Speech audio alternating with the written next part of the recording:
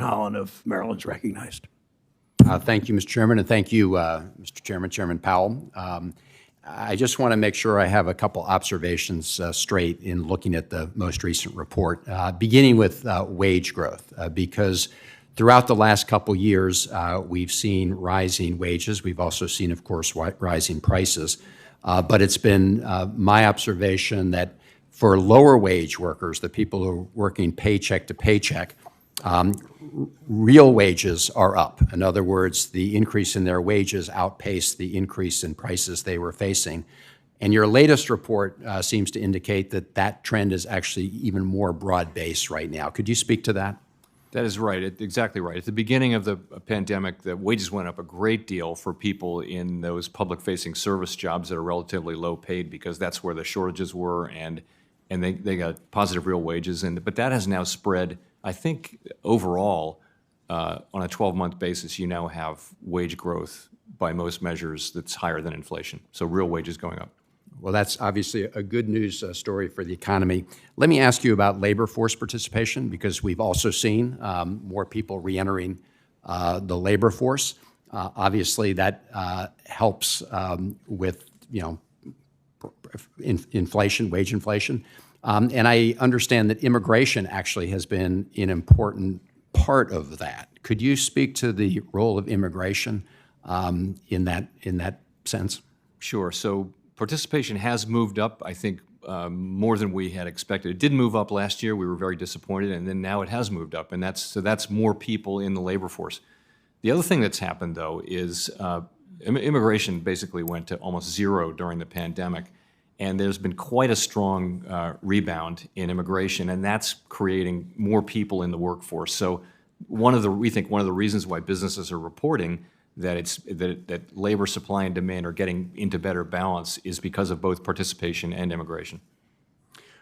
Thank you. I'm still hearing, and I know you are, and it's still a real phenomenon, that there are huge workforce shortages, especially in healthcare, nursing, all sorts of areas, and look forward to identifying ways to deal with those issues.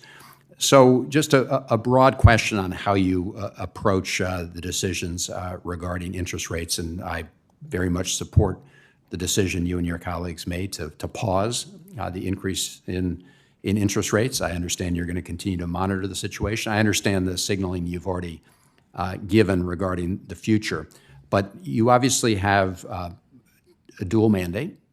You have mandate to maximize employment. You also have a price stability mandate.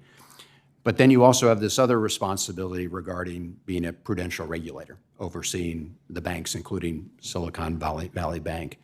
So my question is this: to what extent did the crash at Silicon Valley Bank, and to what extent does continuing concerns about stability in the banking area impact the decisions that you make going forward with respect to interest rates? How is that factoring in?